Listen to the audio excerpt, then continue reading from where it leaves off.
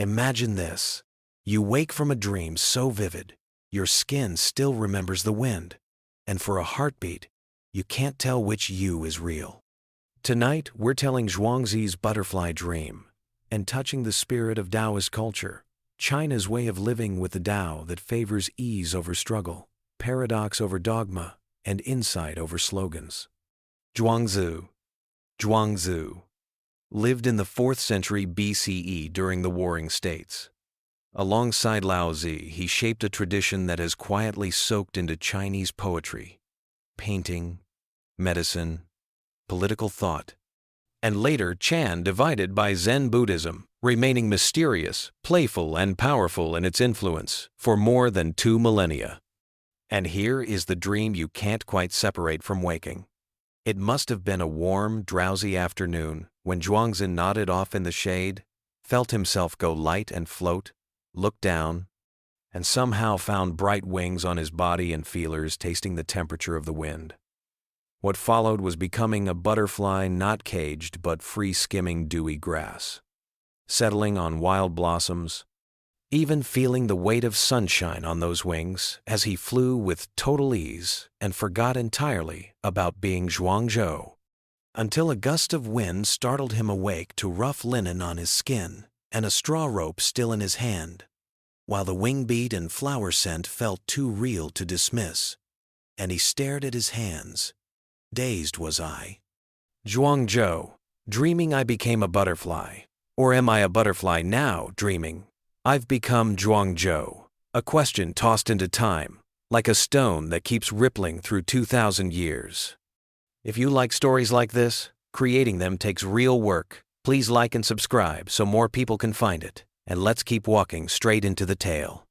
That day's blur you can't tell apart becomes our doorway, a warm noon shadow, a quick nap, and a body turning weightless until Zhuangzi realizes he is a butterfly with feelers that brush air, wings that flash, and a body light enough to cross a wet leaf, rest on a flower in full bloom, and feel sunlight land with a gentle weight, flying so freely that the proper name Zhuangzhou drops away and only the joy of being a butterfly remains, until wind shakes the leaves, he wakes, sees the straw pillow in his hand, recognizes the coarse cloth on his body, and still cannot deny that the touch of the wings and the fragrance of the blossoms were true to the nerves. Staring at his hands, he murmurs, "The unease that won't let go. Was I Zhuangzhou, dreaming I was a butterfly, or a butterfly, dreaming I was Zhuangzhou?" And that one sentence has kept philosophers, poets, and everyday people gently arguing ever since. This dream isn't only cool to tell at dinner. Folded inside are 3 truths that land squarely in modern life. And first comes the one about what we call real and fake, not being as absolute as we hope, because we like to think awake is real and dreaming is false. Yet Zhuangzi's dream was painfully convincing. As persuasive as slipping on a VR headset that gives you a world you can touch and believe, or as unsettling as Inception's spinning top that might never stop if it never falls. Who can swear that what you call reality isn't just another deeper layer? Zhuangzi's question presses the root of knowledge, what we trust through eyes, ears, nose, tongue, and skin may be the brain's own electrical signals stitched into a seamless movie. And modern neuroscience tells us the brain in REM sleep can be as active as when awake, while virtual reality can fabricate presence strong enough to speed your pulse, and once sensory experience can be simulated to this degree, real starts to look like a context-bound agreement rather than an absolute. In an immersive game, you can feel wind while running, and even a jolt of pain when your avatar is hit. In the moment, those sensations don't differ from waking ones, and that's how easily our measure of the real bends. The second truth we touch is that the border between the self and everything else isn't so thick, because Zhuangzi never says humans are noble and butterflies are only bugs. He dares to ask whether he is the butterfly and then the human, and that softens the line between me and not me in a way that speaks directly to our ecological blind spots today. Since we talk about conquering nature as if we were outside it, but if we recognized ourselves as one life among lives like butterflies, rely on flowers and flowers on wind, we would not wreck our own ground so casually. In Taoist language, this is transformation of things within the flow of Tao, where the 10,000 beings reflect one another instead of obeying a hard hierarchy. And long before environmental ethics had a name, Zhuangzi's dream was already poking holes in human-centered certainty by reminding us that when we damage the living world, we undercut the conditions of our own life. The third truth is that freedom is not something you wait to earn by collecting conditions. It begins the moment your mind loosens its grip, because the butterfly's charm is its immediate freedom. It flies because it wants to, not because it finally has money or time, and that makes it a clean image of spiritual ease, which is medicine for modern people who keep promising themselves, after the promotion, after retirement, after this project. While Zhuangzi's dream whispers that freedom is not scheduled into the calendar, but appears whenever you release the fist a little, even when you can't change the outside, you can change your stance. And the shift is real. If you're at work, steal a glance at the clouds and float with one for a breath. If you're eating lunch, chew slowly without rehearsing the afternoon. In those minutes, you are no longer the person chained to the desk. You are the one who can be as light as a butterfly. And the change in your nervous system is not imaginary. From different doors, the same dream keeps walking back into our age.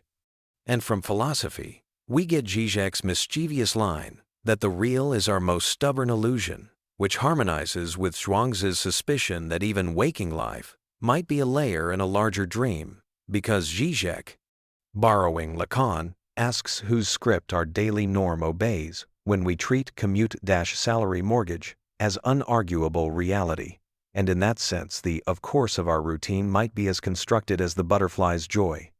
So while Zhuangzi asks, who is dreaming whom, Zizek asks, who designed the frame of the life you don't question, and both nudge us away from worshiping reality as an automatic synonym for truth. From psychology, we borrow Freud's interpretation of dreams, where the core claim is that dreams aren't random static, but disguised expressions of desire, meaning they smuggle what we avoid into scenes we can tolerate. And read that way, Zhuangzi's metamorphosis is not just confusion, but a jailbreak from the identity called Zhuangzhou, a scholar under the pressure of a turbulent age who yearns for a state with no nets. Exactly as our own flying dreams and showing up to an exam unprepared dreams betray hunger for freedom and worry about pressure, and the butterfly becomes an old language for the wish not to be trapped by a name. From literature and film, the dream returns as the modern butterfly of The Matrix and Inception, because in Inception, Cobb's spinning top wobbles in the final frame without a clear fall, which is Zhuangzi's riddle rendered as cinema. How sure are you about which layer you are in? And identities flicker as thief, husband, father, the way Zhuangzi flickers between man and butterfly. While the Matrix tightens the screw by making Neo choose between the blue pill that returns him to coffee and cubicle, reality, which is a machine's program, and the red pill that unveils a harsher truth.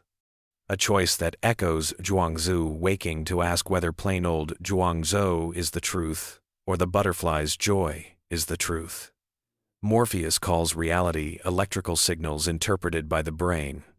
Zhuangzi says the butterfly sensations were just as real as his waking, and both slice open our trust in the senses. When the dream thins and morning comes, the question turns practical. How can modern people turn into a butterfly without breaking the world they live in?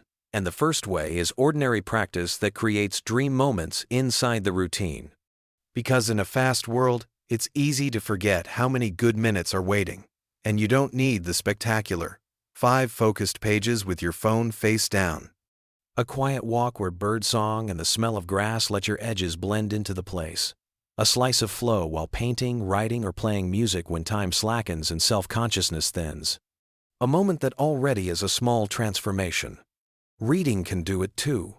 Sink into a book and hold a conversation with the author. Feel the joys and sorrows of the people on the page until you seem to live inside their world. As when 100 years of solitude braids magic with the everyday, so you sense the circle of time and the weather of fate, and forget your chores for a while, and walking alone into nature to hear birds, smell flowers, And feel a breeze on your face is the same kind of turning. Because for that hour, you aren't the harried person tied to tasks, but a part of the living world that's caring for you back. And when you enter flow drawing, writing, playing time can stop and the I can dissolve in focus, which is a clean taste of becoming a butterfly and a gentle rebellion against mechanical living disguised as a normal day. A second way is a cognitive upgrade that keeps a soft doubt toward certainty. Because in a flood of information, it's easy to grip at firm answers and to believe that what you already think must be true. While the courage to say I don't know is often closer to wisdom than declaring I know. And Zhuangzi's refusal to close the riddle reminds us that philosophy is walking, not arriving. When a hot story breaks, resist the snap judgment. We've all watched narratives flip as more facts arrive and science itself moves by doubting what it knows. Because challenging the frame is how new paths open. As when Einstein's relativity cracked Newton's absolute space and time and rerouted physics, so look at events with Zhuangzi's gentle suspicion. Test the frame, angle your view, and keep asking. Be a clear-eyed butterfly. Maybe the butterfly dream is a poetic hint about existence itself, where we are both the waking Zhuangzhou and the dreaming butterfly. And after seeing the limits of reality, we still choose to fly wholeheartedly. And after understanding that identity is temporary, we still cherish concrete moments. When we stop obsessing over who is dreaming whom, and learn to stay light between sleep and waking, that ancient butterfly lands on a modern shoulder, carrying old wisdom into steel and glass cities and pointing us toward our own patch of flowers. A final word that says don't get stuck on who's dreaming, just fly well. Zhuangzi never answers whether it was Zhuangzhou dreaming of a butterfly or a butterfly dreaming of Zhuangzhou, just as Inception never shows whether the top stops, and that silence is part of the lesson. So the next time you feel lost or tired, think of the butterfly from 2,000 years ago and the spinning top from the movie, and whether this is reality or a dream, feel the wind on your face right now, because that is already the best way to live.